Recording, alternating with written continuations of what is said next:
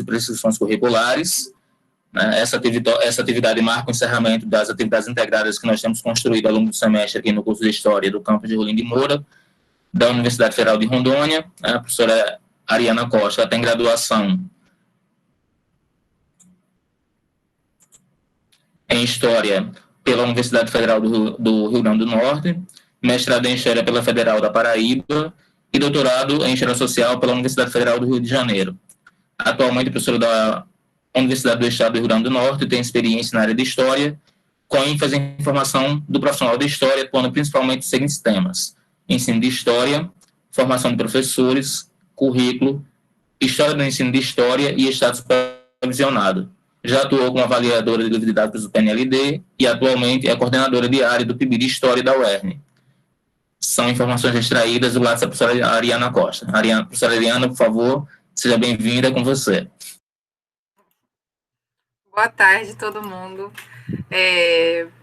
Obrigada, Maurício. É drama, mas enfim, né? Foi feito, eu agradeço. E aí eu queria começar saudando todo mundo que está aqui, significa que estamos bem, estamos vivos, né? Espero que continuemos com saúde. Então, obrigada por estarem aqui no sábado à tarde, tirando um tempinho aí com sala cheia, 33 pessoas para mim é sala cheia. E aí, muito obrigada pelo carinho, pelo acolhimento. E é isso, assim, feliz de ver uma sala de professores, professoras, alunos e alunas no fim desse ano, né, e a gente aqui mantendo a universidade viva. Estou feliz, obrigada. E aí o Maurício, faz um tempinho que o Maurício me fez esse convite, né, para vir falar com vocês. Só o Maurício para ter intimidade para fazer pedido para eu vir falar no sábado antes do Natal, mas como ele falou, a gente é companheiro de trajetória, é normal fazer essas doideiras assim, dessas datas e tudo mais, a gente é acostumado com isso. Então, quando ele diz, nem me surpreendo, mas é Maurício. E aí, então, a gente se reuniu essa semana para combinar um pouquinho mais, para eu conhecer o perfil das atividades que vinham sendo desenvolvidas e tudo mais. Aí ele comentou comigo que, na verdade, era um agrupamento de várias turmas, então estou vendo a professora Fabíola, o professor Tadeu, se eu estou esquecendo aqui mais alguém que Maurício tenha comentado, me desculpe, mas enfim, né, então assim, que bom que há uma multiplicidade de interesses, de experiências aqui, a gente agregando. Quando a gente começou, eu e Maurício, a gente começou com os nossos interesses de formação já na graduação. Então, assim, nós tivemos uma formação que sempre entendeu a pesquisa, por exemplo, como sendo parte da nossa formação, mas não entendam parte da formação apenas como sendo uma monografia que eu precisasse fazer para cumprir um requisito da graduação, por exemplo, né? A pesquisa, como parte da formação, era, inclusive, uma forma de estar no mundo, como profissional. Ou seja, a forma que eu concebo o que é pesquisa, a forma como eu entendo que eu preciso definir o meu objeto de pesquisa, a forma como as perguntas que são suscitadas, né, a partir da minha postura como profissional para o que deve ser pesquisa, então elas são indicativas de quem eu me penso no mundo, como profissional de história, né? E eu digo que isso é uma característica minha e de Maurício, porque nós trabalhamos com a mesma orientadora, a professora Margarida, que nos ensinou a estar no mundo através da nossa profissão, né? Então, por exemplo, muito embora o Maurício tenha começado a trabalhar inicialmente com questões de identidade, de cultura, de memória, no Rio Grande do Norte, mas eu entendo que ele continuou esse caminho, mesmo que o objeto dele tendo mudado um pouco, né? E a mesma coisa aconteceu comigo. Eu não fui necessária, apesar da gente trabalhar com a mesma orientadora, a gente teve liberdade de perseguir aquilo que nos dava tesão. E o que me deu tesão na minha graduação, né, foi trabalhar com currículos, por incrível que pareça, para um curso de graduação, uma formação clássica em história, né? E eu comecei como monitora de iniciação à docência, numa disciplina, Introdução aos Estudos Históricos, e muito despretensiosamente, o primeiro documento que eu precisei ler foi o projeto pedagógico do curso de História, no qual a gente estava sendo formado, lá em 2003, né? E exatamente, então, por causa dessa formação que a gente teve, é que eu passei a olhar esse projeto pedagógico não apenas como um documento para a minha carreira, ou seja, para aquilo que eu precisava fazer em sala de aula com a minha orientadora, mas como objeto de investigação, né? E aí, a partir daí, se desenrolou a minha monografia, a minha dissertação e a minha tese. Trabalhando com essa motivação, os meus recortes também mudaram no tempo, mudaram no espaço, mas foram perguntas que levaram uma a outra. Eu comecei com o currículo do curso da UFRN, continuei com o currículo do curso da UFRN no mestrado, e no doutorado eu tentei recuar um pouco mais para uma pergunta sobre o início da nossa formação, em termos muito sintéticos. Para quem está fazendo monografia, sabe que a pior pergunta que tem é qual é o seu tema, a gente nunca consegue resumir, né? Em termos muito, muito sintéticos, como é que se constrói um percurso de formação de professores a partir de uma disciplina, né? E aí, por isso que é engraçado que as pessoas que me conhecem dizem, então, que a minha cachaça é exatamente formação de professores, né? Trajetórias, currículos e tudo mais. Então, foi nesse sentido que eu intitulei a minha fala desta forma, e aí agora eu vou pedir licença para apresentar, compartilhar a tela, apresentar para vocês acompanharem um pouco comigo a minha fala. Daqui a pouco aparece, eu acho. Vocês estão conseguindo ver os slides? Tranquilo. Perfeito. Tá bom. E se, de repente, vocês virem que está ruim de ler, porque a gente perde um pouco a ideia da proporção das letras, né, na apresentação, aí vocês me avisam que eu tento ampliar. Mas, de toda forma, foi por isso que a gente começou com a ideia inicial de pesquisa, mas quando o Maurício me explicou que era um fechamento de atividades acadêmico-científico-culturais e tudo mais, eu fiz, nesse ângulo tem mais caroço, vou ampliar esse negócio. E aí, por isso que a gente colocou aí a formação docente em História, Trajetórias e Prescrições Curriculares. Qual é a minha proposta, galerinha? Se vocês puderem me dizer, de repente, Fabíola, Tadeu, Maurício, mais ou menos, eu ouvi já que tem um aluno do terceiro período, mas eu esqueci de te fazer essa pergunta, Maurício. Qual é o período da galera? Mas o que eu pretendo fazer, você pode ir falando aí no chat enquanto eu estou falando, o que eu pretendo fazer com vocês aqui, né, é mais ou menos um percurso de como é que aconteceram, de como se passaram algumas discussões sobre o que deveria ser essa pessoa profissional de história, né? E por que, por exemplo, vocês estão precisando fazer uma atividade como essa agora, né? Como vocês já devem estar carecas de saber, né, de ouvir os professores e as professoras de vocês falarem, né? Samuel mesmo falou, né? A gente vive as coisas hoje por coisas que aconteceram em outras temporalidades. Então, isso que vocês estão fazendo agora não é gratuito, não saiu do nada. Não é porque Maurício, Fabíola e Tadeu querem, entendeu? Não é porque eles escolheram fazer desta forma, né? Mas é uma discussão que é mais ampla, envolve a gente, mas ela é maior do que nós. E nós, como seus professores, a gente precisa fazer algumas escolhas para atender algumas dessas demandas. E tentar chegar ao final a um perfil de profissional de história que saia desse curso de graduação, né? Só que, no final das contas, eu espero que a gente saia daqui dessa fala com muito mais inquietação e pergunta do que resposta. Eu deixo para essa juventude, a geração jovem de vocês responderem, resolverem, que a gente já está com problema demais para responder agora. Mas, no final das contas, a gente vai ver que também não adianta só a gente passar por legislação, tá certo? O buraco é lá no pré-sal, quando a gente decide, ou quando a gente precisa definir que perfil é esse que sai ao final de uma atividade como essa, né? Quais são os fatores que concorrem, que estão aí colocados nesse quebra-cabeças, quando vocês concluem uma proposta de avaliação que seja uma atividade para educação básica, um podcast e tudo mais, beleza, gente? E aí eu já vi aqui que está tudo misturado. Então, eu também não sei se vocês são... Aqui está o meu contato, se vocês quiserem depois entrar em contato por e-mail, sintam-se à vontade, por e-mail, pelas caridades. Eu digo para os meus alunos, o WhatsApp está proibido nas férias, quero férias de computador, de celular, de tudo mais, depois desse ano maldito, né?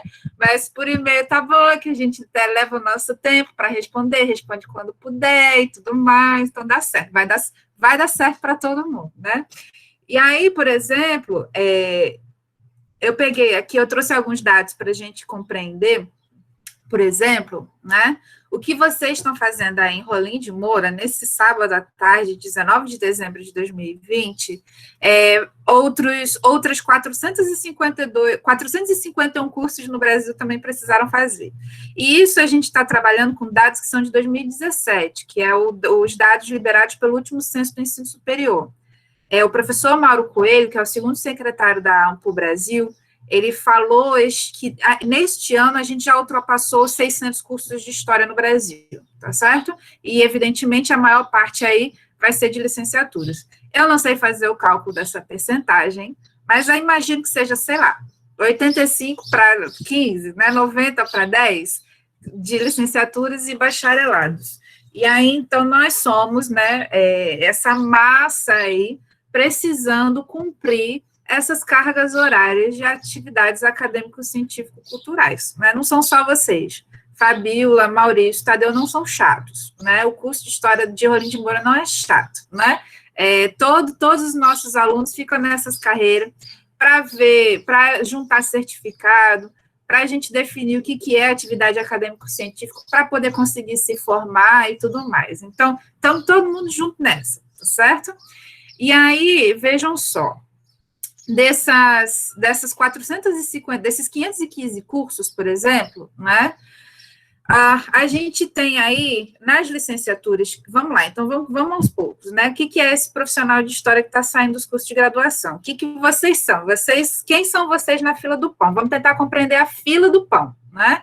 Então, vamos lá, a maior parte da fila do pão é licenciatura, menos um pouco bacharelado, né? Nessas licenciaturas, o jogo está um pouco equilibrado. Em 2017, como teve o golpe e toda uma política de estímulo, né, de fortalecimento da educação particular e desinvestimento na educação pública, pode ser que esses números eles não estejam tão equilibrados mais. Mas lá em 2017, a gente pode dizer que havia um equilíbrio na oferta de cursos entre instituições públicas e instituições particulares, né? Então, você tem aí 230 universidades, centros universitários, faculdades ofertando as licenciaturas, 222 particulares, já os bacharelados, né, você vê uma discrepância maior. Enquanto na licenciatura você tem uma oferta de 50-50, nos bacharelados o desequilíbrio já é maior, né? Sei lá, de novo, 80-20, aí vamos dizer aí, vamos imaginar, né, fazer esse chute. Então, dá para compreender o interesse que, né, as instituições particulares, elas têm, né, no tipo de curso de história que elas precisam ofertar, né? Elas investem muito mais num curso de licenciatura em história do que num curso de bacharelado em história. Provavelmente por causa de um mercado de trabalho que absorve mais profissionais licenciados e licenciadas do que bacharéis e bacharelas, enfim, a flexão que for, né?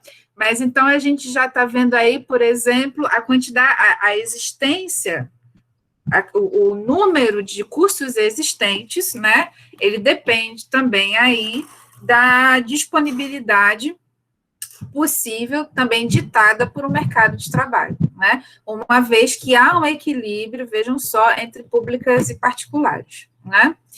E aí, existem mais alguns números interessantes, que são os números de matrículas e de formandos, de concluintes.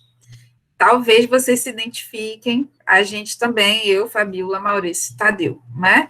Olhem a diferença. Em 2017, a gente tinha aí por volta de 98 mil matrículas no curso de História, né, nos cursos de História, mas apenas 14 mil concluintes. A diferença entre quem entra e quem sai é gigantesca.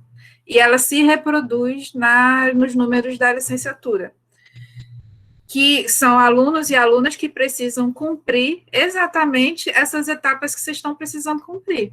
Essa carga horária das atividades acadêmico-científico-culturais, a carga horária da prática, porque não basta as ACCs, tem as PCC, depois ainda tem o estágio, depois ainda tem a carga horária das disciplinas, né?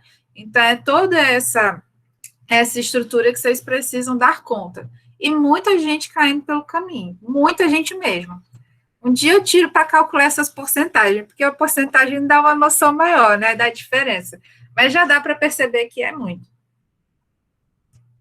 Enfim, no nosso caso, monografia também, exato. Aqui também, Maurício, na UERN, a licenciatura também exige monografia também, né? Então, vejam, por exemplo, o volume, né, o volume de cursos, o volume de matrículas. Tu pode fazer daí, Maurício, se tu não quiser prestar atenção na minha fala, pode fazer, né? Depois eu já atualizo meus slides. O volume no número de cursos, o volume no número de matrículas, a diferença para o número de concluintes, né? Então, esse é mais ou menos o panorama que a gente tem no Brasil hoje, né? Em termos de formação de profissionais de história.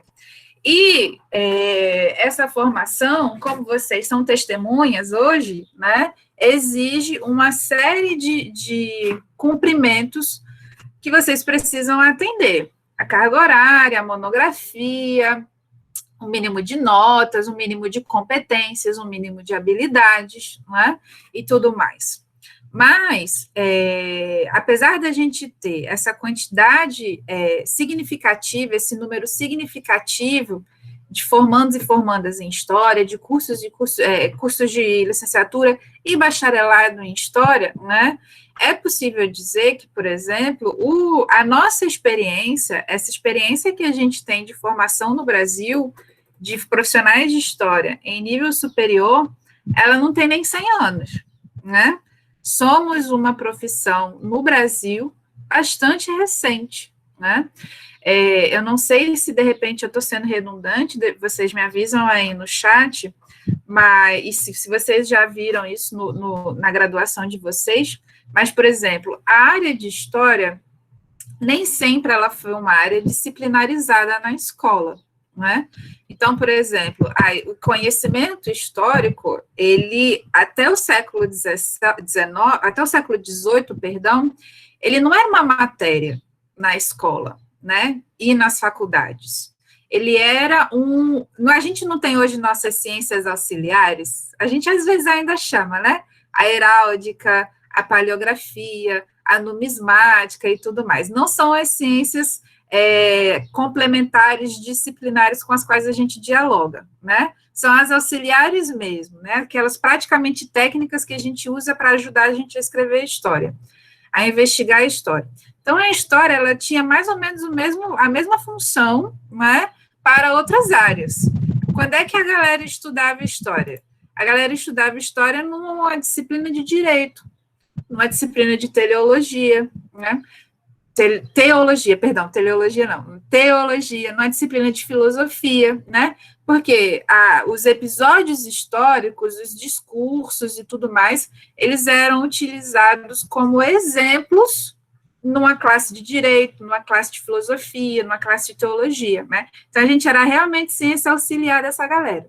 Isso eu estou falando, evidentemente, do mundo ocidental, tá certo?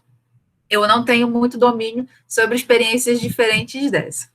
E aí, é a partir que a galera que está em contemporânea já estudou, está com isso fresquinho, porque, no mínimo, estudou isso em moderna, né? É a partir exatamente da formação dos Estados nacionais, que precisam construir umas narrativas sobre suas identidades, que tem um propósito político para isso, que uma burocracia se forma, né, para administrar esse Estado, e, portanto, você tem um processo de escolarização em massa, muito embora esse em massa seja, né, aplicado aos termos do século XVIII, né, do século XVII, do século XVIII. Então, você passa a ter uma função explícita para o conhecimento histórico, que aí, a partir daí, ele ganha uma finalidade própria na escola, né, na educação básica, no que seria ensino secundário e tudo mais. E, a partir daí, evidentemente, a necessidade de você ter profissionais que ensinem essa matéria, que ensinem esse componente, né, que façam pesquisa e investigação sobre esse componente. E é a partir daí que ela também passa a migrar e existir nas universidades. Essa é uma narrativa que a gente tem, especialmente a partir da experiência francesa, né, que foi o primeiro modelo de universidade, de escola, de escola laica, né, com o qual a gente dialogou aqui no Brasil. Aqui no Brasil, o ensino de história, há registros de ensino de conhecimento histórico pelos jesuítas. Como é que você aprende a catequese, o cristianismo, sem aprender história, né? É uma narrativa histórica. A gente aprendia história através das vidas dos santos, através das vidas dos mártires, através da vida de Jesus, né? Então, era desta forma que a história entrava na escola. Seja nas missões, né, para catequizar os índios, seja nas experiências de educação primária para as crianças e tudo mais. Até que também há um movimento de, né, construção do Estado brasileiro, e aí você encontra, então, uma função, um propósito político para se ensinar a história para o que seriam os futuros cidadãos brasileiros, e aqui é só cidadãos mesmo, né? O acesso à educação para mulheres, ele é um tanto quanto conturbado. Então, dizer, as cidadãs brasileiras aí que não tinham acesso à educação, não podiam votar e tudo mais, então era desnecessário. Então, muito embora a gente tenha experiências da matéria história na escola, no Brasil, por exemplo, desde o século XIX, início do século XIX, 1830, você já tem escolas com esse componente. A faculdade no Brasil, as universidades no Brasil, elas são um tanto quanto mais tardias, né? Você tem iniciativas isoladas aqui e ali. Por exemplo, o Amazonas, o estado do Amazonas, ele é um dos primeiros, Manaus, no caso, né? É uma das primeiras cidades a ter universidade no Brasil. A de Manaus, se eu não me engano, é de 1922. Essas datas podem estar confusas, eu posso ter misturado, mas as primeiras experiências de universidades são em Manaus, são no Paraná, são no Rio de Janeiro. Antes disso, desde o século XIX, você tem cursos superiores. A tríade clássica, direito, engenharia e medicina, né? Mas são escolas isoladas, escolas superiores. Uma universidade, ela é uma aglomeração dessas faculdades. Ela precisa ter mais, hoje, por exemplo, você precisa ter mais de 5 áreas para você constituir uma universidade. Antes disso, ela é um centro universitário, ou uma faculdade, ou um estabelecimento isolado de ensino superior. Então, por exemplo, as experiências de universidade no Brasil, elas só vão acontecer no início do século XX, né? Que aí você tem, por exemplo, a criação, a aglomeração desses cursos numa instituição que é unificada e a criação, por exemplo, de faculdades de filosofia. Então, é a partir do momento que a gente tem a criação dessas faculdades de filosofia, ciências e letras, que estão justamente absorvendo uma população brasileira em Rio e São Paulo, que estão cada vez mais se urbanizando, e que, por exemplo, somente as carreiras de advogado, de engenheiro e de médico não conseguem mais dar conta, as cidades elas estão se complexificando, as camadas urbanas elas estão inchando, aumentando. Então, por exemplo, as faculdades de filosofia, elas vêm para formar essas novas pessoas, formar esses novos profissionais. E é nesse contexto que no Rio e em São Paulo, você tem a criação dos que são considerados os primeiros cursos de história, e que tem continuidade até hoje, né? Mas isso é bastante recente. Temos menos de 100 anos, né? Então, vejam aí, por exemplo, como está organizado, esse slide que vocês devem estar vendo aí, como estava organizado o primeiro curso de História que tem continuidade até hoje, que é o de São Paulo, fundado em 1934, na Faculdade de Filosofia, Ciências e Letras, né? Na verdade, é um curso nascido junto com a geografia, né? Então, você tinha essa cadeira de geografia aí ao longo dos 3 anos de formação, eram só 3 anos de formação, tá certo, gente? E depois 4 grandes cadeiras. Uma cadeira de História da Civilização, que durava os 3 anos de formação, uma cadeira de História da Civilização Americana, que vocês estão vendo aí, que durava só 1 ano, que era ofertada no 2º ano, e uma cadeira de História da Civilização Brasileira, que era ofertada no 3º ano, que durava 1 ano só, né? E, ao longo de 3 anos, também uma super cadeira, que era a cadeira de Etnografia Brasileira e Noções de Tupi-Guarani. Esses paulistas bandeirantes, conquistadores, né? Mas, enfim, mas era exatamente para isso, era para compreender, construir, continuar construindo uma história paulista. Veio do Instituto Histórico Geográfico de São Paulo e foi continuada nesse curso de graduação. Então, vejam, por exemplo, que já esta estrutura, por exemplo, na universidade, essa organização dos conteúdos, ela é nessa época, por exemplo, em que as universidades elas estão se formando no Brasil, você não tem ainda uma diretriz que uniformiza as universidades, como hoje a gente tem, né? Então, as universidades, elas tinham autonomia para delimitar os seus conteúdos, tá certo? E aí, vejam vocês como é semelhante a organização desses conteúdos, a sequência desses conteúdos, com uma estrutura que permanece até hoje, né? Ou seja, é uma estrutura linear, história da civilização, 2º ano entra América, e no último ano entra Brasil, né? E, no entanto, mesmo assim, ao longo dos 3 anos, você está vendo civilização também, né? A civilização geral, que é muita coisa para dar, a gente precisa aprender Deus e sua obra, né? Então, tem que estar aí tudo esse tempo inteiro. Então, vejam que é uma sequência progressiva, linear, cronológica, né? E muito semelhante aos currículos da também ainda não centralizada educação secundária brasileira, né? Que estava aí tentando também se organizar a lógica de seus conteúdos. Mas isso aqui, por exemplo, foi autodeterminado pela própria Universidade de São Paulo. Foram essas próprias pessoas que, nos seus documentos, elas vai e dizem, olha, os conteúdos de história, o curso, ele é História da Civilização, Etnografia, Civilização Americana, Brasileira, sem muito mais, né? Os objetivos do curso eram formar profissionais liberais, estimular a cultura desinteressada no Brasil, por exemplo, mas não tinha muita extrapolação em relação a isso. Um outro curso que foi fundado na mesma época, né, e cujas prescrições também foram elaboradas por si próprio, é o da UDF, o Distrito Federal, que na época era o Rio de Janeiro, a cidade do Rio de Janeiro, né, que é uma experiência de 1935. Existe um nome muito famoso na educação brasileira que coordenou esse projeto, então por isso que ele é um projeto um pouco diferenciado, né, que é o nome de Anísio Teixeira. Vocês já devem ter ouvido falar em algum momento na formação de vocês, ou para aqueles que estão no início do curso ainda vão ouvir falar em Anísio Teixeira, é um dos grandes nomes da educação no Brasil, um dos grandes nomes da universidade no Brasil, né? Então vejam que, por exemplo, a inovação que o curso da UDF traz, por causa de Anísio Teixeira, já é uma experiência de formação integrada com fundamentos educacionais. Enquanto que aqui no curso de São Paulo, você já tem o prenúncio da típica formação 3+1, ou seja, 3 anos de bacharelado e 1 ano de pedagógico, que era ofertado por um outro instituto, pela Faculdade de Educação.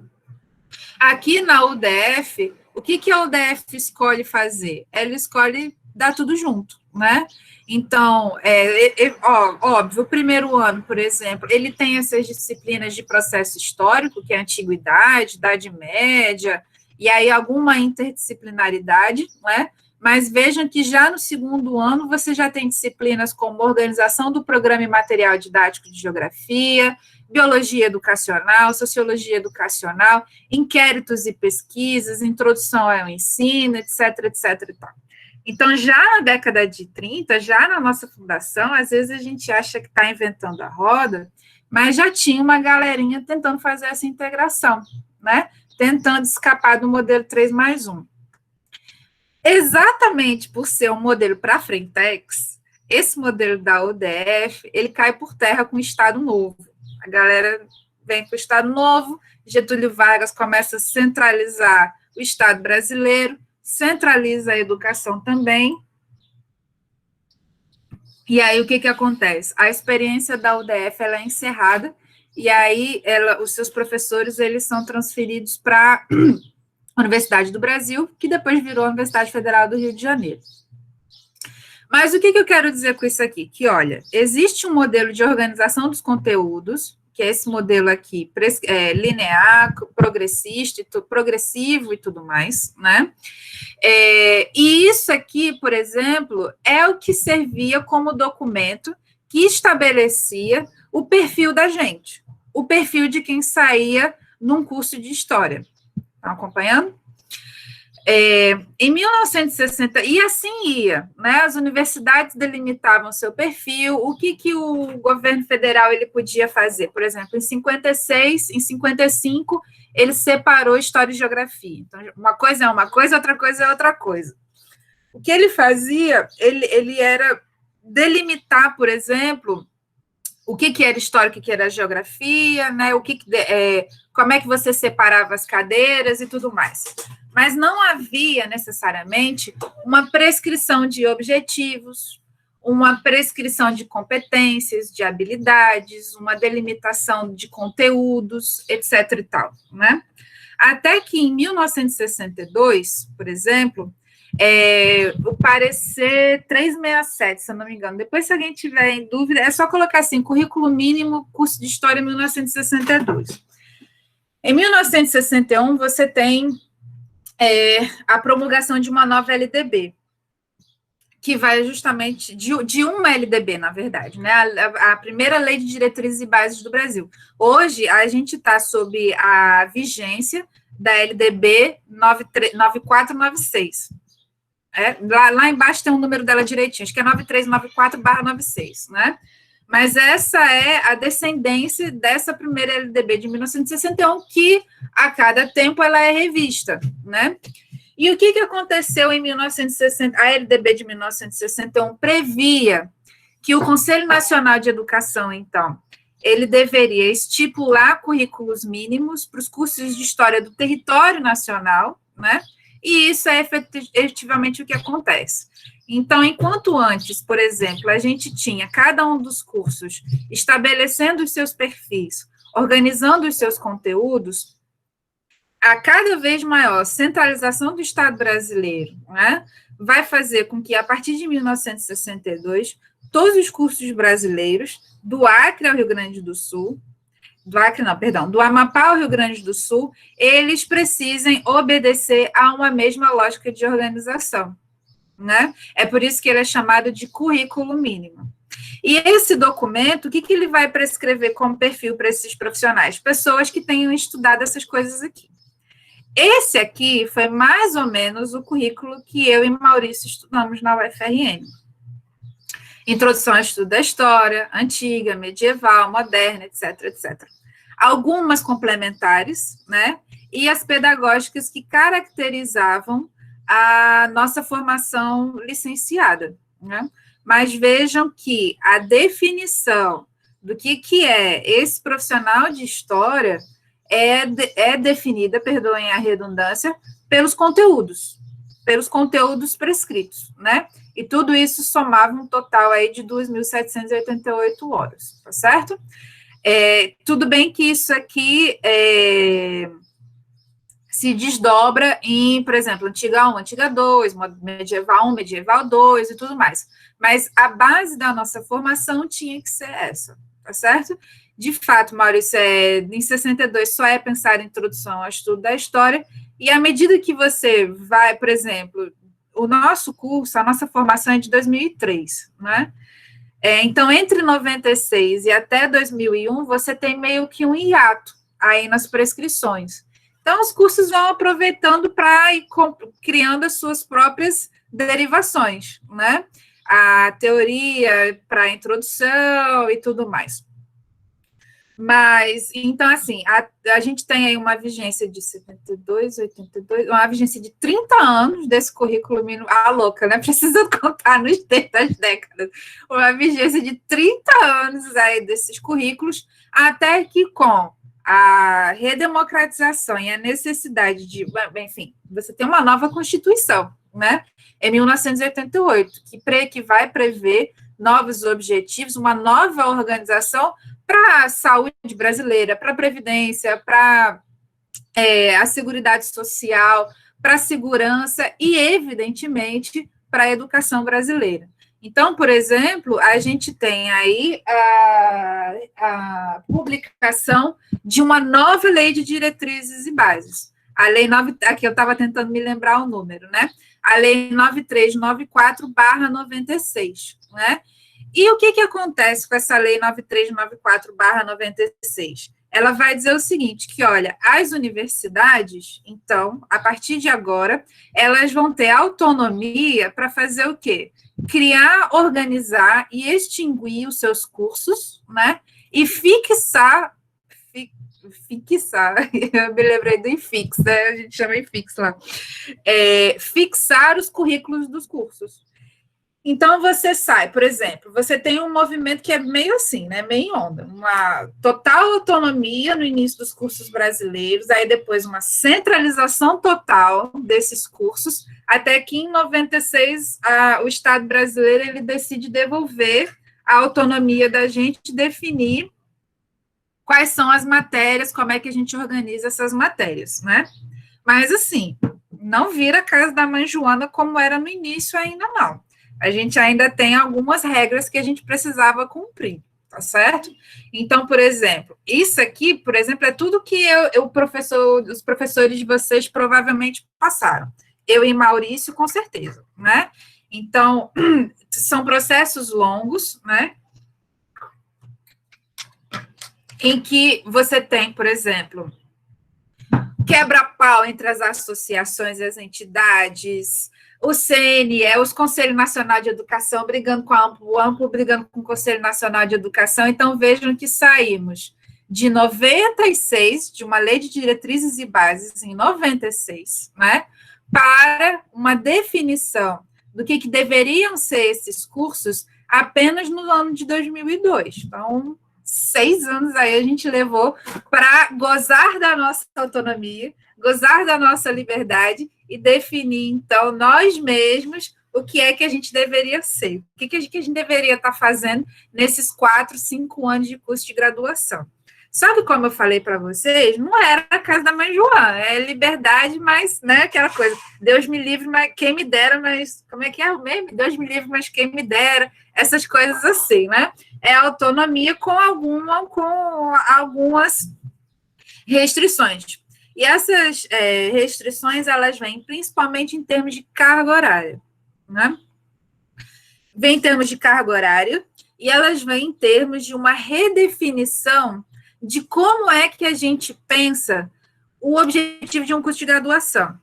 Então, se antes a gente tinha o que um curso de graduação ele era definido pelo conjunto das suas disciplinas, essas resoluções agora, elas não vão necessariamente definir as disciplinas, mas elas vão definir as competências e habilidades que precisam ser atingidas por esses cursos, né? Então, vamos lá. Quando a gente está pensando uma licenciatura em História, a gente tinha 2 resoluções, né? A primeira, que é a resolução CNSS de 13 de março, que vai definir cursos de História em geral, né? Essa resolução aqui, eu estou com um bocado de aba aberta aqui. Vocês mudaram do slide para as minhas abas? Alguém me diz? Ou está nos slides ainda?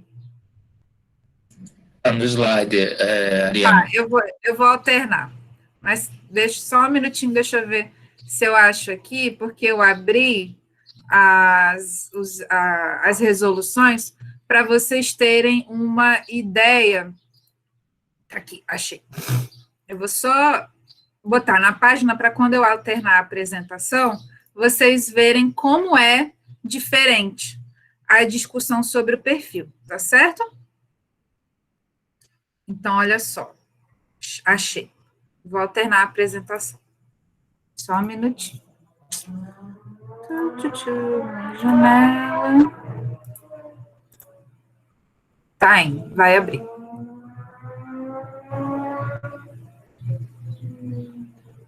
Então, olhem só, ó. Esse aqui, se vocês jogarem no MEC, assim, diretrizes curriculares dos cursos de graduação, vai aparecer uma página com todas as diretrizes que regem os nossos cursos. Essa aqui são os currículos, eles juntaram tudo num bloco só, né? Filosofia, história, geografia, tarará. Então, por exemplo, quando a gente vai discutir o que é esse profissional de história que sai desses cursos, a gente já tem toda uma discussão, por exemplo, em formato de texto, historiando a nossa trajetória, e, bem a contento, bem como resultado daquela discussão na década de 90, que vai definir educação por competências, habilidades, né? Você tem uma diretriz que não vai definir disciplinas, mas o que ela vai dizer, ó? O que é que esses formandos, qual é o perfil que eles precisam ter, né? Então, a gente precisa estar em condições de suprir demandas sociais específicas e relativas ao seu campo de conhecimento, as nossas competências, dominar diferentes concepções metodológicas, problematizar, conhecer informações básicas, transitar pelas fronteiras, desenvolver pesquisas e tudo mais, né? Então, veja, a gente não está se definindo apenas pelas disciplinas, a gente está se definindo pelo que a gente precisa saber fazer. Já estão começando a conectar os pontos, né? Por que vocês estão aqui neste seminário? Vejam só, isso aqui são as diretrizes curriculares para os cursos de história. O quebra-pau que eu estava falando, que aconteceu nessa época, entre as entidades, foi porque, aí agora vamos ver se eu consigo achar nas 1.500 outras abas que eu abri na minha vida aqui, se eu consigo achar para vocês. O que aconteceu o quebra-pau das entidades? Porque o MEC, nessa época, ele foi e disse assim, olha, se vocês querem se formar professores, a gente precisa ter uma formação específica para professores. E aí a galera da história disse, mas quem define a formação de professores somos nós. E o MEC, que tem o poder da caneta, cagou. E disse, não, eu vou fazer a minha própria resolução, que é uma resolução para todos os cursos de licenciatura. E vejam que já é uma resolução que vai vir também fazendo essa discussão. Olha, um aluno de licenciatura, uma aluna de licenciatura, ele precisa, né, estar apto a cumprir determinados procedimentos, a atingir determinados objetivos. O curso de licenciatura, ele também precisa atingir objetivos, né? Então, não são aquelas disciplinas de didática, de estágio e tudo mais que estão definindo o que nós somos, né? Mas exatamente essas competências. Conteúdos, a gente precisa ter formação em cultura geral e profissional, em conhecimento sobre crianças e adolescentes, em conteúdos das áreas de conhecimento, em conhecimento pedagógico, em conhecimento vindo da experiência, né? Então, as competências profissionais a serem constituídas devem ser a referência para todas as formas de avaliação dos cursos. Então, é por isso que os nossos projetos pedagógicos, eles vão trazer competências e habilidades, né? Porque a gente precisa, mais do que esse conteúdo factual, que muitas vezes a gente acha que história é, né? Na verdade, o que precisa ser avaliado por nós, e o que o MEC queria ser que fosse avaliado, é o que a gente sabe fazer, né? Não é só o que a gente sabe, é o que a gente sabe fazer, né? Então, por exemplo, seleção e ordenamento de conteúdos, etc. E tal. Enfim, eu não vou ficar repassando aqui esse documento por inteiro, mas, enfim, é só para vocês terem uma noção da transformação, da transição que ocorre, especialmente a partir da década de 90, no que toca à forma como a gente pensa os objetivos de um curso de graduação, tá certo? Não é só saber um conteúdo factual, né? Mas é o que a gente sabe fazer com aquilo, né? E no caso das licenciaturas, a gente está amarrado duplamente. A gente está amarrado por aquela DCN de História e a gente está amarrado por esta DCN aqui, que é a Diretriz Curricular de Formação de Professores da Educação Básica. Beleza, começa um novo capítulo na nossa vida, né? E agora eu preciso voltar para os nossos slides. Deixa eu só trocar de novo a apresentação, só um minuto. Vou voltar para o slide.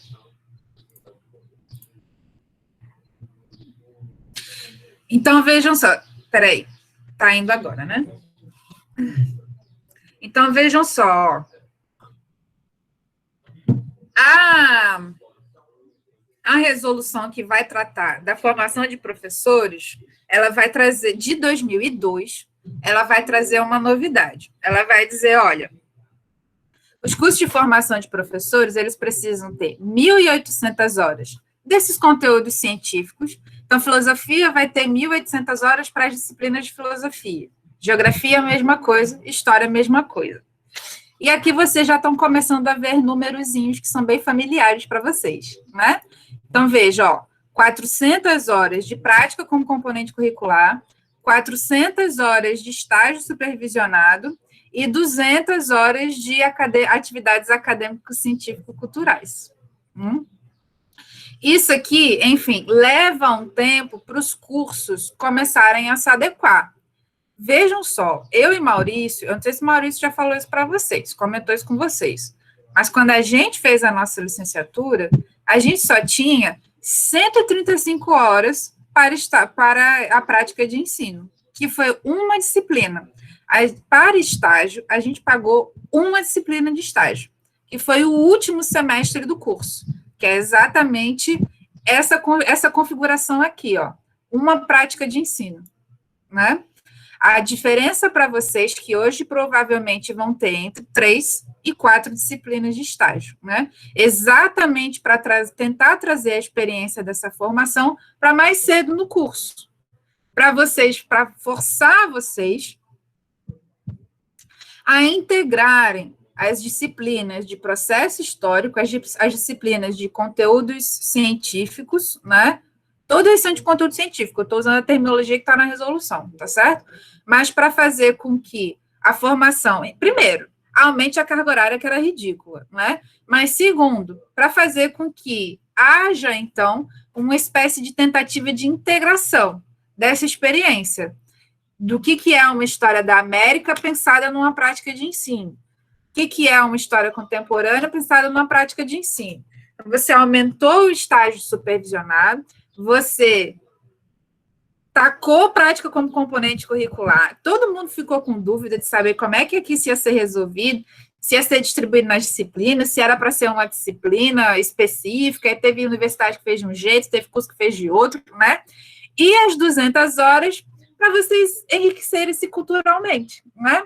Tem curso que aceita, por exemplo, vários tipos de produção cultural, organização de exposições, inclusive idas a atividades culturais, né? Elaboração de atividades, enfim. Então, formas que vocês possam encontrar de conectarem essa formação com outras formas de estar no mundo que não sejam só sentados na cadeira da universidade, né? Formas de pensar essas habilidades que estejam aí vivendo fora dos muros da universidade, né? Então, esse desenho prévio que hoje foi reformulado pelo que está sendo chamado de BNC Formação. A BNC Formação é um laço ainda mais apertado no nosso pescoço no que tange a formação de professores. Vocês não vão passar por isso, porque vocês já estão no curso, né? Mas todos os cursos de graduação estão com contagem regressiva para a gente se adaptar à BNCC Formação. Esta resolução aqui, ela está sendo substituída por esta resolução aqui, que é sintoma destes governos centralizadores, ultraneoliberais que assumiram o Brasil, especialmente depois de 2016. A BNCC Formação, ela vem amarrar efetivamente, ela faz isso, os conteúdos dos cursos de graduação aos conteúdos da BNCC, Educação Básica e Ensino Médio. Então, a gente tem aí uma redução da nossa autonomia. É bom, por um lado, porque força essa tal da aproximação que muita gente reclama, né, que há entre universidade e educação básica. Por outro lado, é um pé no pescoço da gente, porque não partiu da gente essa proposição, né? É algo que é imposto de cima para baixo e que tem como objetivo não necessariamente a aproximação, né? Mas a atender a interesses mercadológicos. A BNCC, ela foi financiada, ela foi patrocinada por fundações particulares para atender, por exemplo, a mecanismos de avaliação de progresso de alunos e professores, né, que não são necessariamente do interesse nacional, mas de interesse de companhias particulares, de grandes fundações, como, por exemplo, uma Croton da vida, uma Prisa, que por isso elas investem em candidaturas que aprovam esse tipo de coisa, né, que vendem seus materiais pedagógicos, que compram redes de ensino. Eu não sei como é a realidade aí em Rondônia, mas Maurício vem do Rio Grande do Norte, nós somos vizinhos do Ceará, por exemplo, então existem grandes conglomerados educacionais que dominam as escolas com sistemas apostilados, comprando faculdades particulares, padronizando esse processo de ensino-aprendizagem com o objetivo não necessariamente de formar para a cidadania, né? Mas cujos primeiros interesses são os lucros de seus sócios, né? E é por isso, então, que a gente é tão desconfiado de um documento como esse aqui. A gente já era desse aqui, né? É desse aqui a gente é ainda mais, né? Exatamente porque ele faz essa amarração, né? Ele reorganiza os nossos conhecimentos. Então, por exemplo, as atividades acadêmico-científicas, elas agora têm 1.600 horas. Aquelas disciplinas de conteúdo pedagógico, elas subiram para 800 horas. E essas outras 800 horas aqui são a soma daquelas outras 400 mais 400.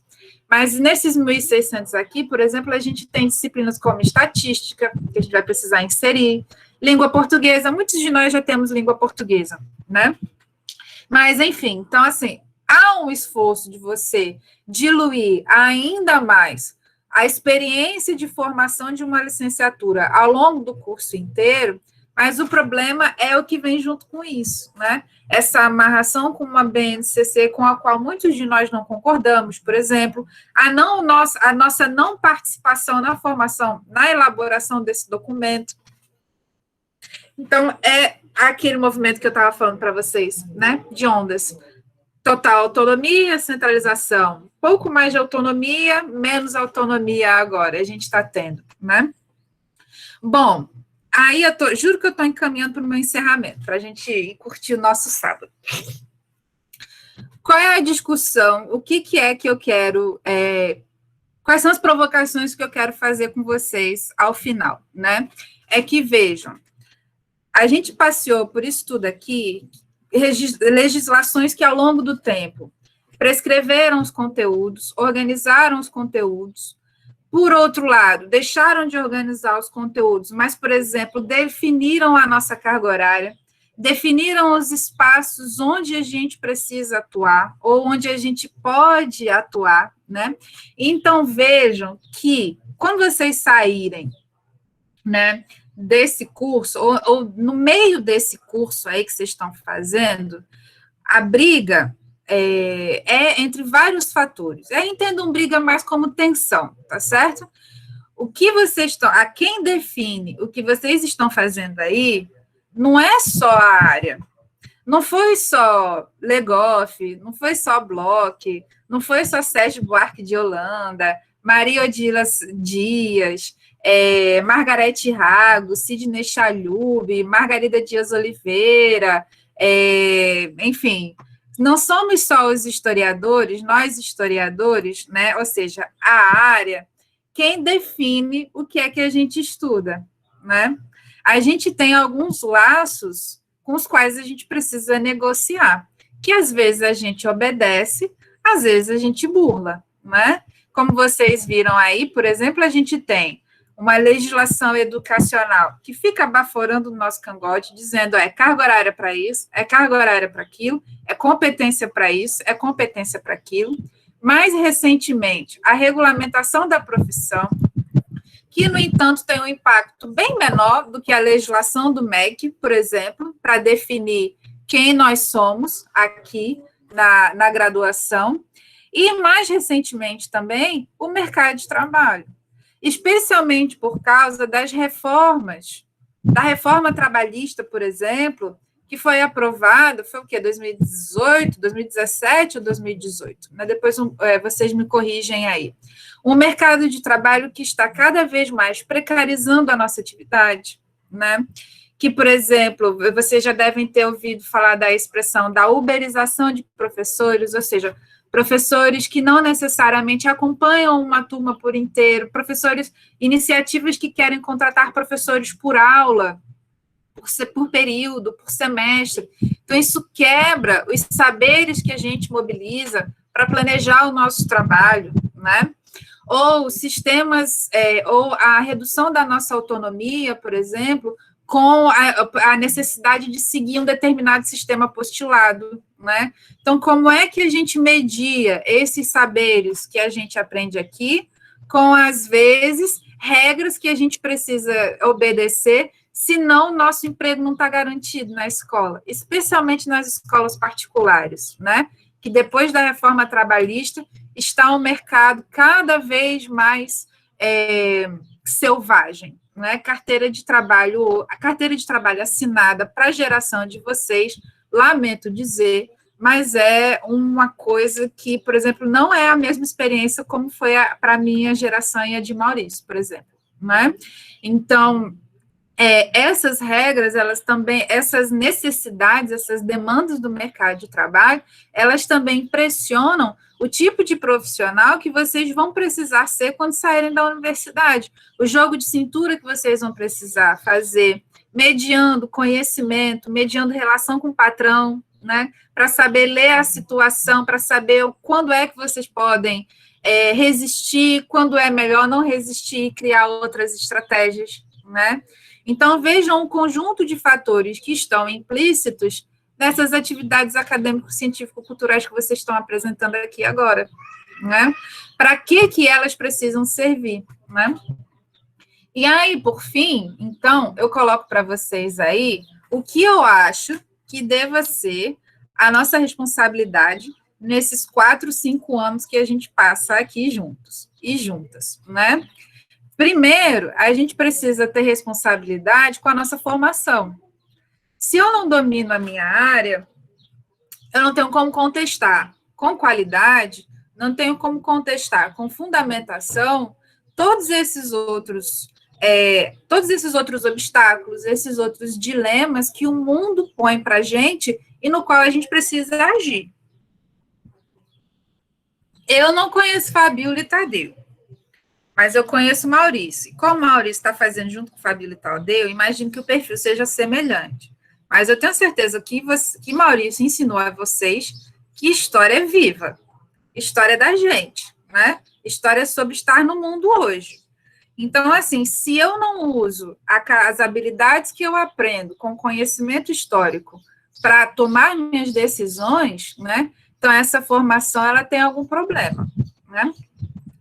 E é por isso, então, que a gente precisa ter essa sólida formação, né? Significa decorar datas, sim, né? Precisa decorar data, precisa saber se orientar no tempo, né?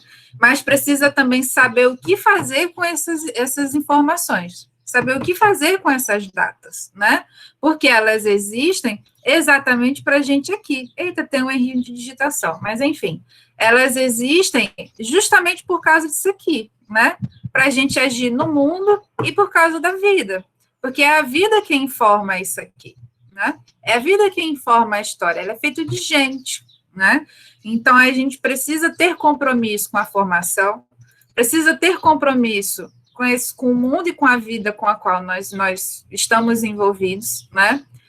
Uma outra semelhança que eu e o professor Maurício vai ter entre vocês, né? Quando a gente entrou na universidade, a gente inventou de se meter nesse negócio de sindicato, né? Eu sei que eu estou aqui na UERN, mas eu também sei que Maurício, por exemplo, já se candidatou algumas vezes para disputar disputar posições, né, no Sindicato Nacional das Universidades, que é o ANDES. O que é isso, né? Estas são formas que a gente encontra, por exemplo, de garantir condições de trabalho, para a gente poder exercer e para a gente poder ganhar força enquanto área, né, para conseguir resistir a exatamente isso aqui, porque muitas das vezes a gente está em desvantagem, porque não é a gente que é os donos dos meios de produção, né? Não é a gente que está lá em cima com a caneta, podendo determinar quanto de carga horária, o quanto que vai ser o nosso salário, o quanto de carga horária na nossa semana que corresponde a uma disciplina, que corresponde a um planejamento, uma outra função, né? O quanto de férias a gente pode ter. Porque se isso tudo prejudica isso aqui também, né? Então, por exemplo, isso não pode ser desassociado da responsabilidade que é de compreender que a nossa formação, ela também é decorrente das condições de trabalho que a gente tem, né? E, por fim, tudo isso acarreta também em a gente compreender quem nós somos nessa dinâmica, né? Quais são os interesses que a gente precisa defender, né? A quem servem esses interesses. E eu fiquei muito feliz quando eu vi a lista de trabalhos que o Maurício disponibilizou para mim, no link, né? É de que você tem um diário fictício da escravidão, você tem retratos sádicos do Brasil colonial, você tem poesia, você tem jogos, né, que manifestam consciência de a que lugar a gente pertence, qual é a narrativa que a gente precisa disputar na sociedade brasileira. Quem é que está contando essa narrativa? Quais são as narrativas que a gente precisa produzir nós mesmos? E foi o que eu vi na lista de trabalho de vocês, de atividades acadêmicas, científico-culturais, e fiquei muito contente, né, de que sejam essas as narrativas, essas as competências que a formação de vocês esteja propiciando, né? Então, é mais ou menos isso. Eu queria agradecer a oportunidade que eu tive de compartilhar com vocês um pouquinho da experiência que é essa nossa coletividade aqui. Eu em Mossoró, vocês aí em Rolim de Moura ou em cidades vizinhos, né? Mas esses elementos que a gente possui em comum entre nós e construir caminhos que também sejam coletivos. Sozinhos a gente anda bem, mas em companhia a gente anda bem melhor. Obrigada.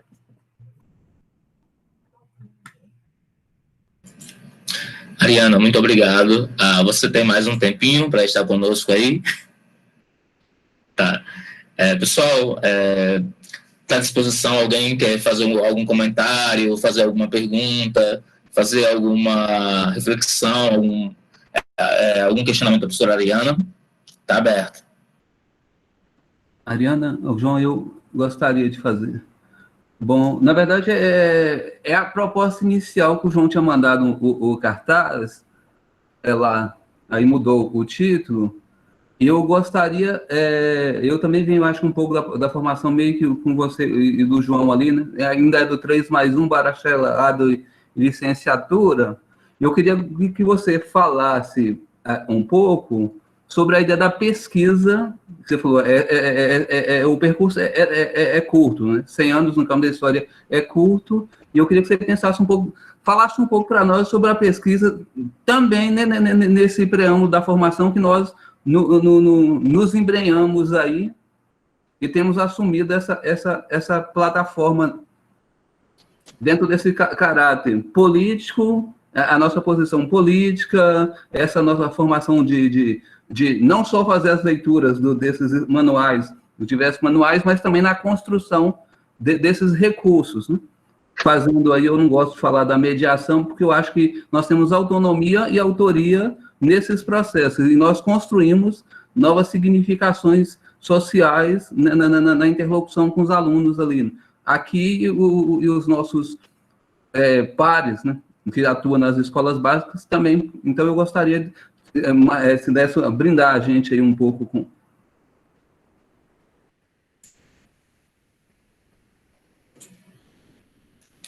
Ari, eu vou aproveitar também, vou fazer uma pergunta básica, tá? Assim, quais desafios tu enxerga como os maiores hoje a montagem dos nossos currículos?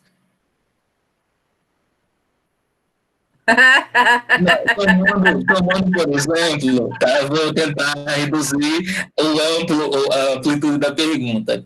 Tomando, por exemplo, a perspectiva que você estava colocando em relação à construção do curricular da USP, né, que em larga medida, a despeito dos deslocamentos, assim, acho que tem muito, né, da tradição na construção do nosso currículo ainda, né, e não se trata só de negar, mas de se perguntar em que medida ele continua tão eurocentrado, em que medida ele dá conta, por exemplo, das questões postas na nossa formação hoje. Como você, tendo em vista a BNCC e formação, assim, como é que você tem pensado isso? Eu posso pegar uma carona na sua, só para eu... Assim, está dentro do mesmo percurso, eu falo com a questão dentro do que o João está colocando, a questão nós vimos o 3+1, que era bacharelado e licenciatura. 2012, nós temos aí o processo de separação, definição dos lugares de bacharelado e licenciatura, só que agora nós temos, com a aprovação lá da profissão, e aí, assim, dentro desse limite do campo da atuação, como é que você está vendo esse cenário vinculado a essa nova janela que redefine os nossos espaços de atuação na sociedade, desde prefeitura a outros espaços, que eu estou vendo concursos para historiadores, mas que não aceita apenas a licenciatura. Elas reclamam a ideia do bacharel. Pessoal, mais alguém quer fazer pergunta? Não, Maurício, vamos fazer em bloco. Tá, não, porque são duas agora. Tá, tudo bem, tranquilo. Tranquilo. Pode responder. Não me perco. Aí, senta que lá vem história. De novo, sobre a pesquisa. Existe uma narrativa consolidada no Brasil, sabe, Tadeu, de que a pesquisa na universidade e a pesquisa em história, ela se consolida a partir da década de 70. E aí, por quê? Né? E aí você sempre associa a consolidação dessa pesquisa com o fortalecimento, com a consolidação dos programas de pós-graduação. Porque aí você tem a regulamentação da pós-graduação, inclusive agências como a CAPES, elas são dessa época, acho que a CAPES é até um pouquinho mais antiga e tudo mais, né? Então, com uma resolução que, da mesma forma que o Estado centralizou, né, e organizou as carreiras de professores universitários, os cursos de graduação, as disciplinas, os currículos em 1961, na década de 70, se não me engano, em 73, você tem esse mesmo movimento para pós-graduação, ou seja, definir o que é um mestrado, definir o que é um doutorado, o que você precisa para aceder a um, o que você precisa para aceder a outro, e tudo mais. Então, com essa regulamentação da pós, é mais fácil você acompanhar esse movimento de surgimento da pós-graduação nos cursos de História do Brasil. E aí, por isso, também, que a pesquisa, ela é muito associada à pós-graduação. E aí você já vem de um sistema que dissocia, né, a área específica da área pedagógica, que era o 3+1. E aí, então, quando você consolida, quando você associa a pesquisa apenas à pós-graduação, aí, então, você tem, né, a receita perfeita para entender isso, que assim, uma coisa é ensino, outra coisa é pesquisa. Uma dissertação é uma pesquisa específica, uma tese de doutorado é uma pesquisa específica, e tudo isso é diferente do que o professor faz e a professora fazem em sala de aula. E aí, bom, eu não sei se essas lamúrias chegam aí, são gestadas aí na Unir, mas aqui, na minha formação, na minha experiência como professor, os alunos reclamam muito de como, por exemplo, alguns colegas separam os dois, né? Você está numa licenciatura, mas as questões de ensino, elas são desprestigiadas, são vistas como uma profissão menor, né?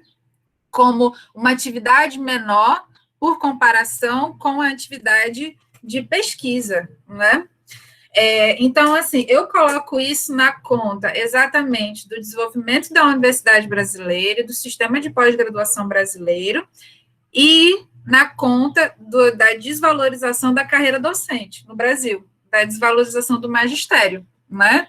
Então, como é uma carreira frequentemente desvalorizada em termos salariais, desvalorizada pelos governos brasileiros, então a sociedade também cria, né, apesar de você ter um discurso moralista de que o professor e a professora é importante, o tratamento prático que você dá a esses profissionais, a essas profissionais, é um tratamento que não condiz a esse discurso, evidentemente, né?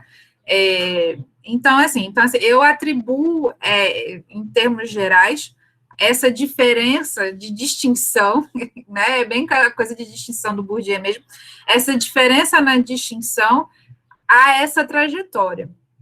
No entanto, existem algumas vozes, por exemplo, na história, por exemplo, que eu posso dizer, né, na minha formação, a gente conviveu com algumas vozes que se destacam, que destoam dessa narrativa, né?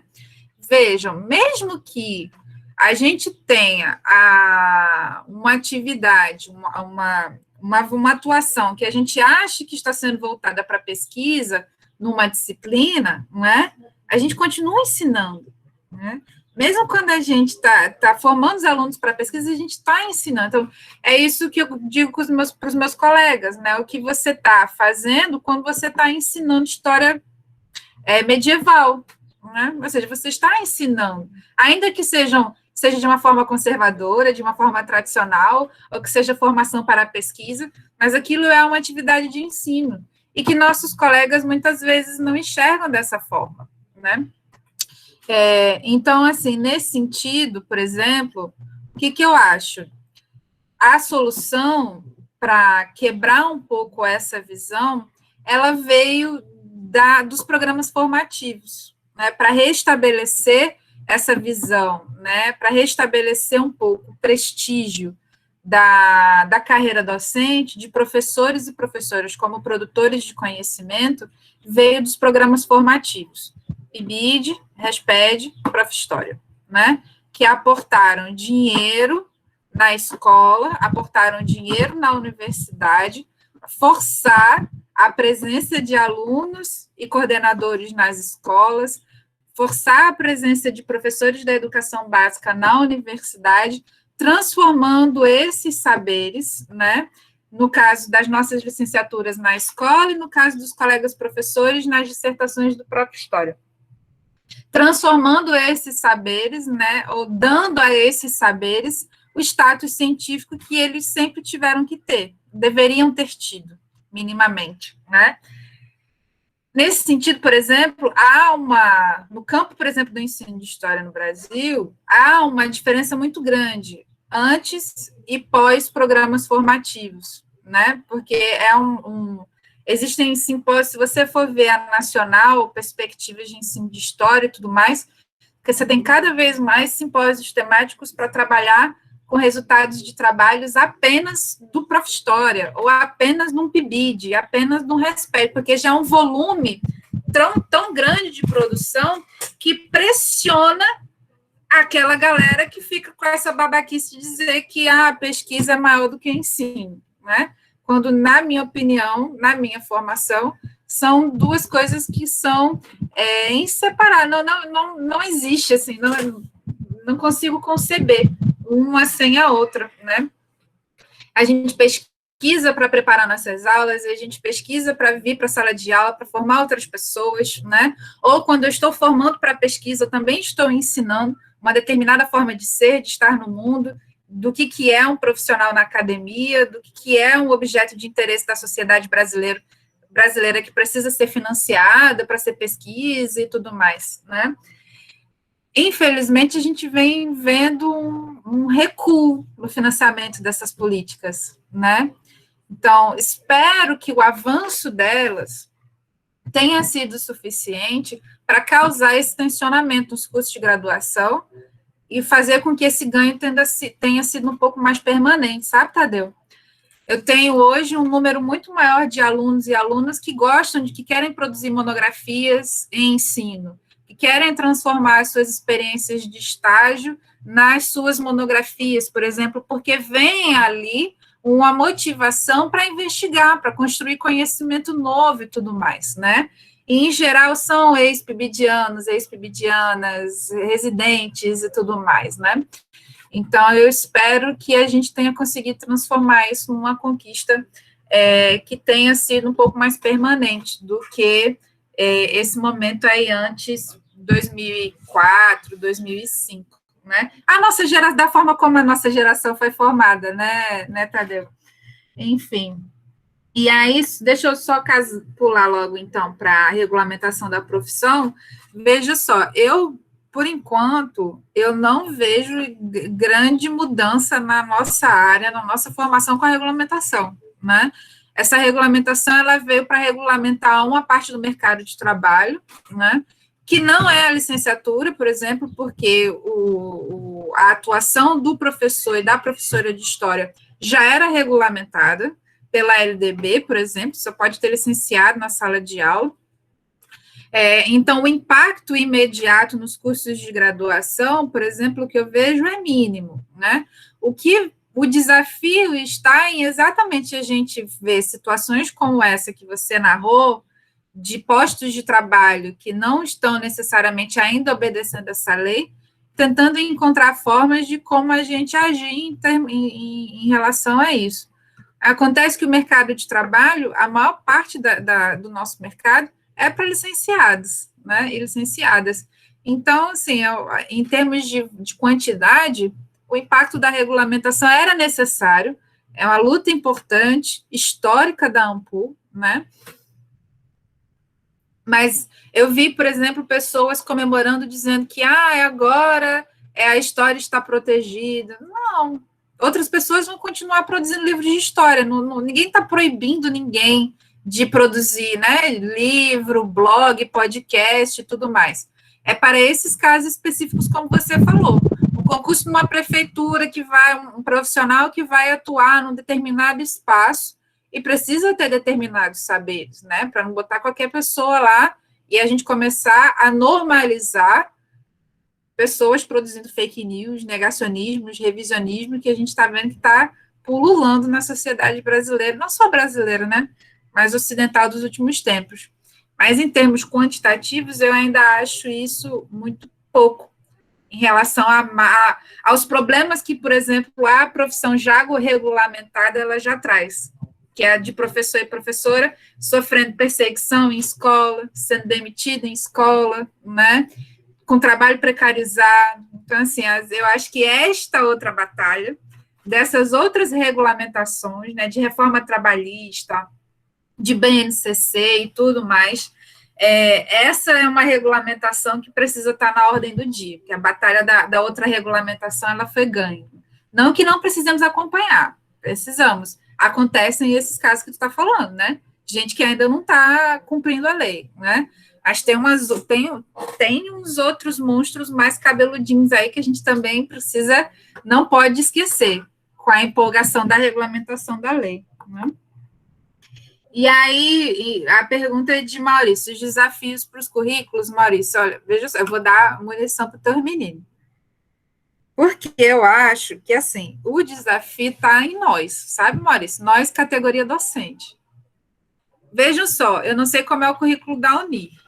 O da UERN, a gente passou por uma reformulação curricular em 2019, antes da BNC, então a gente está com um prazo um pouquinho maior para se adequar, né? Porque ela dá 2 anos para quem não tinha feito e um prazo maior para quem já tinha feito.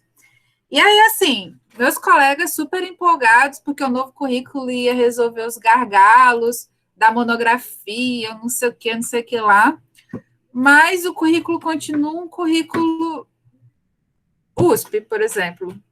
É da pré-história até a idade contemporânea, na mesma ordem. Aí Brasil vai aparecer quando entra em moderna, América também. Então, assim, a gente não consegue se libertar da grande crítica que a gente faz à escola, que é a danada da narrativa eurocêntrica. Quando é na hora da gente fazer a nossa reformulação, a gente que tinha mais autonomia, a gente não sai desse negócio. É paradoxal essa relação, né?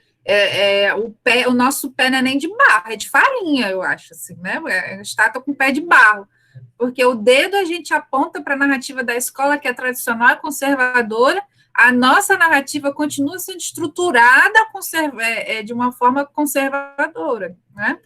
Tem uma experiência aqui ou outra, essa experiência que vocês estão tendo de integrar a disciplina, 4 disciplinas vocês integraram, né?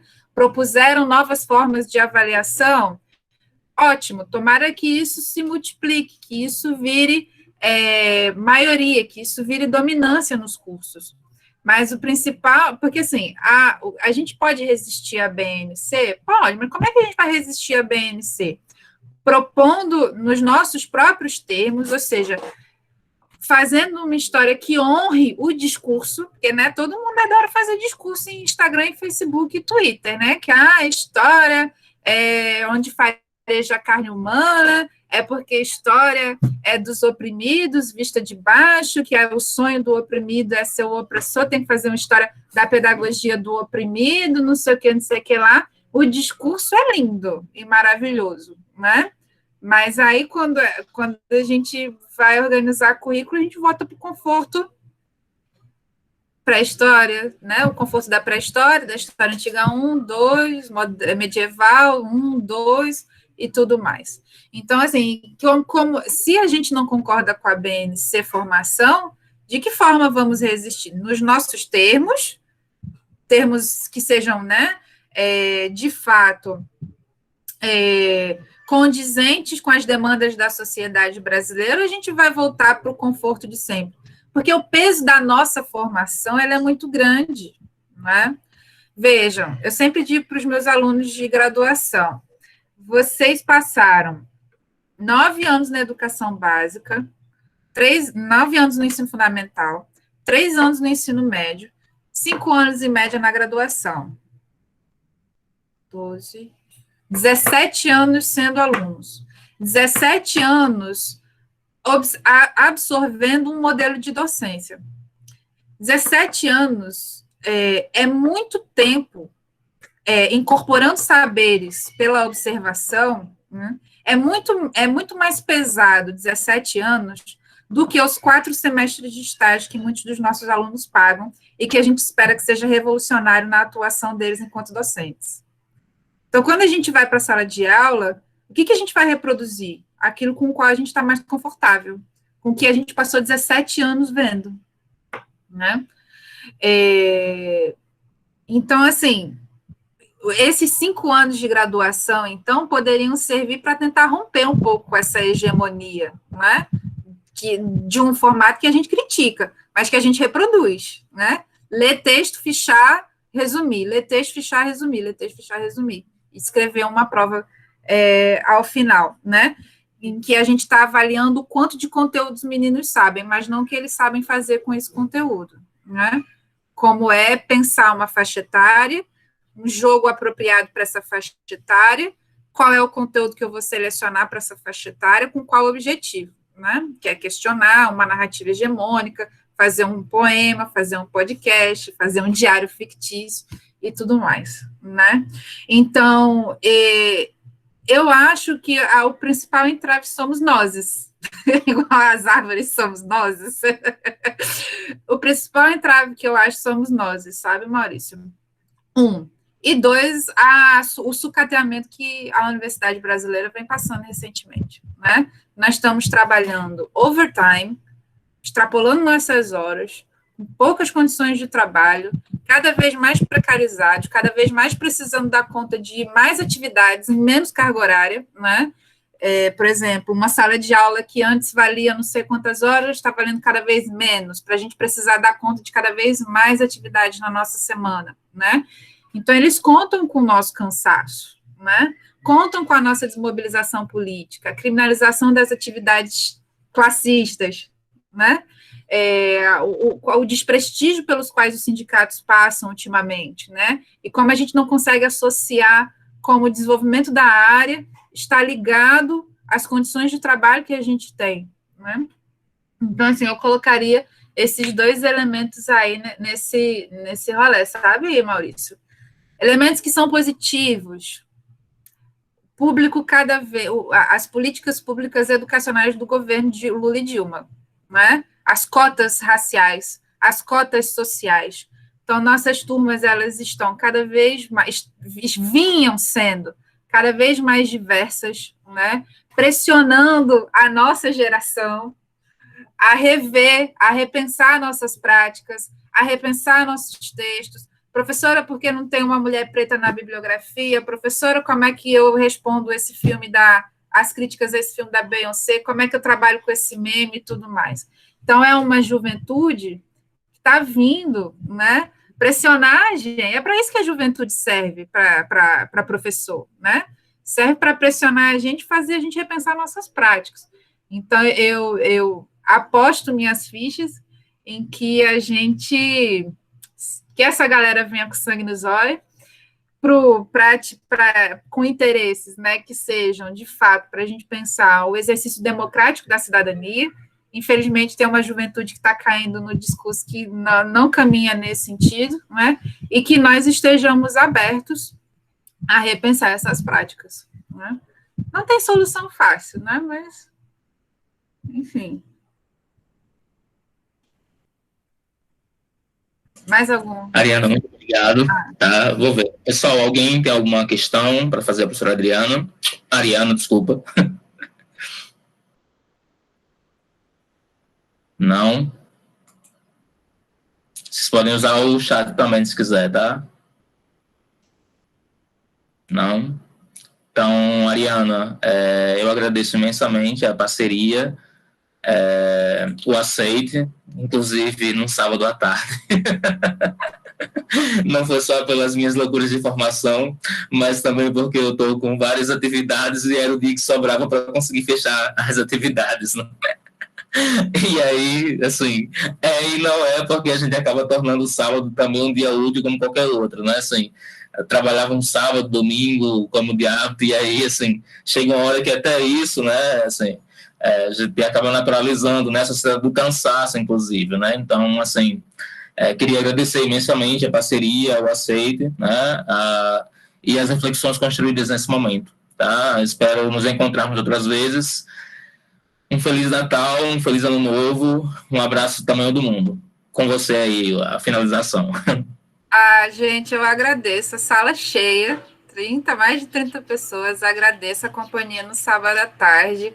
Agradeço o convite, Maurício, por você achar que eu podia ter alguma coisa de útil para compartilhar com vocês.